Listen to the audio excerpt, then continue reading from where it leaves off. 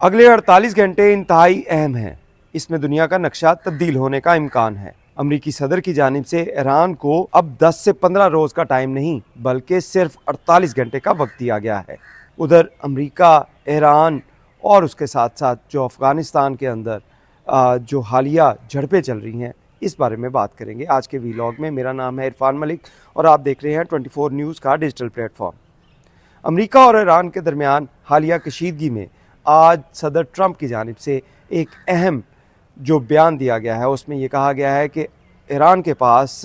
अगले 48 घंटे हैं। इसके अंदर वो अगर मुज़ाकरात अमरीका के मुतालबात नहीं मानता तो उसके बाद उसके लिए वेरी वेरी बैड डे होगा, यानी कि उसको संगीन नताइज भुगतना होंगे। दूसरी जानिब ईरान और अमरीका के दरमियान 26 तारीख को जिनेवा के अंदर एक मुज़ाकरात का तीसरा बैठक होने जा रही है। इस बैठक में जिनेवा के अंदर जो ओमान के सफ़ीर हैं उनकी रिहाइशगाह के ऊपर ये मुज़ाकरात होंगे और उसके साथ साथ इस बात की उम्मीद की जा रही है कि ये मुज़ाकरात जो हैं वो नतीजा खेज़ होंगे, लेकिन इसराइली हुक्काम के मुताबिक ये मुज़ाकरात नाकाम होंगे। उसकी एक बड़ी वजह इसराइली हुक्काम की जानिब से जो बताई जा रही है वो यही कहा जा रहा है कि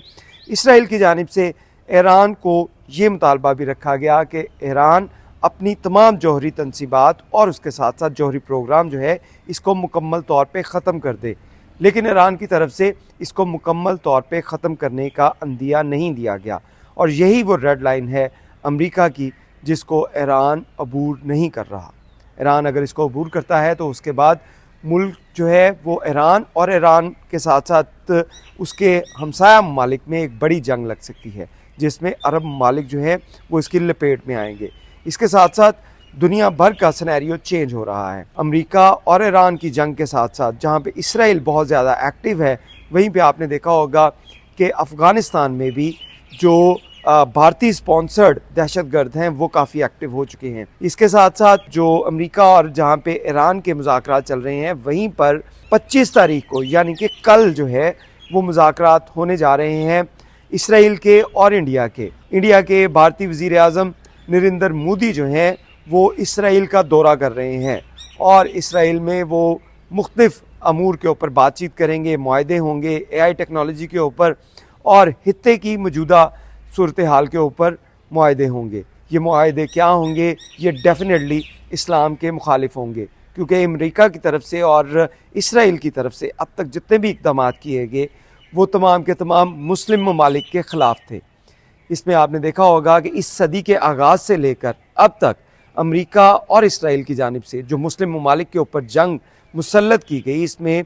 45 लाख से ज़ायद लोग मारे जा चुके हैं, जिसमें 10 लाख लोग इनडायरेक्ट मुसलमान मारे गए, जिसमें बच्चे भी थे, ख़वातीन भी थीं और बुज़ुर्ग भी थे। इसी तरह 35 लाख लोग इनडायरेक्टली यानी कि उनको भूख, अफलास, गुर्बत उन लोगों ने मार दिया। तो ये वो ममालिक हैं जो अपने आप में एक लोगों की फलाह बहबूद के लिए काम करने का, जो इंसानी हकूक़ के अलमबरदार बनते हैं, उनके अलमबरदार बनने के साथ साथ इनका मकरू चेहरा ये है कि इनकी जानिब से अब तक इस सदी के दौरान सन 2000 से लेकर सन 2025 तक अब तक 45 लाख लोग जो मुसलमान थे उनको लुकमाजल बनाया गया। और इसी के साथ साथ जो अफ़गानिस्तान में जो पाकिस्तान की जानिब से एयर स्ट्राइक की गई, पाकिस्तान ने जो मुँह तोड़ जवाब दिया उन भारतीय स्पॉन्सर्ड दहशतगर्दों को जो भारत से पैसे लेते हैं और उसके बाद पाकिस्तान के अंदर कार्रवाइयाँ करते हैं, उनके ख़िलाफ़ भरपूर कार्रवाइयाँ होंगी। तो ये कार्रवाइयाँ अब मज़ीद आगे बढ़ेंगी,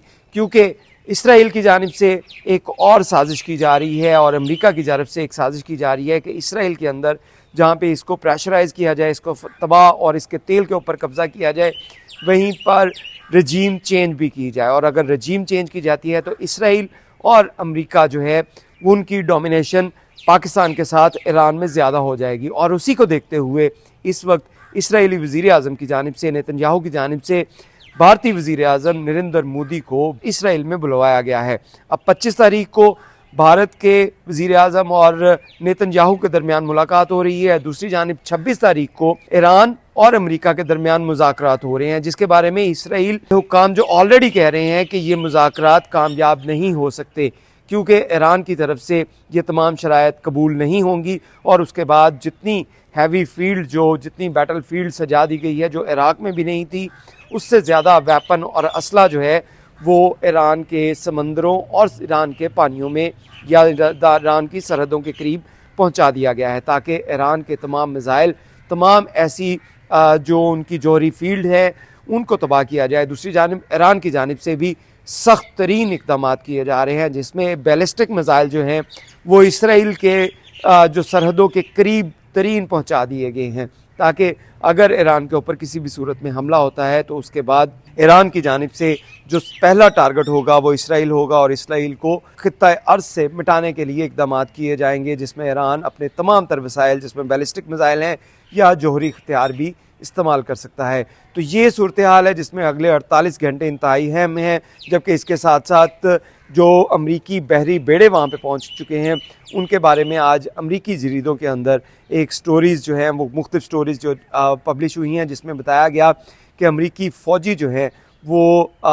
नौकरी छोड़ना चाहते हैं, वो काम छोड़ना चाहते हैं। उसकी वजूहत हैं कि ये पिछले 9 माह से पानी में हैं, अपने घर वालों से दूर हैं और ऊपर से जंग का दबाव है। मुसलमानों को तो मौत से डर नहीं लगता, लेकिन जो वहाँ पे अमरीकी फ़ौजी हैं, जो यहूदी फ़ौजी हैं, जो वहाँ पे ईसाई फ़ौजी हैं, वो मौत से यकीनी तौर पर डर रहे हैं और उनका कहना है कि वो अमरीकी बहरीगा को छोड़ना चाहते हैं और उसको छोड़कर उनको अपने घरों में भिजवाया जाए। और इसके लिए उन्होंने जो मुख्तलिफ अखबारात और मीडिया प्लेटफॉर्म्स का सहारा लिया और वहाँ पे अपनी ख़बरें नशर करवाईं। लेकिन इसके साथ साथ आपको ये भी बताएं कि ईरान की तरफ से सख्त इक़दाम किए जा रहे हैं, वहीं पर अमेरिका की जानिब से भी तमाम तर अपने वसाइल जो हैं उनको बरूए कार लाया जा रहा है कि ईरान समेत दीगर जो इस्लामी ममालिक इसराइल के साथ इस वक्त जो है वो उनके सामने खड़े हो रहे हैं या इसराइल के लिए ख़तरा है, उनके ख़िलाफ़ कार्रवाइयाँ कर सकें। अपनी राय से हमें आगाह कीजिएगा कि आपको ये वीलॉग कैसा लगा। बहुत शुक्रिया।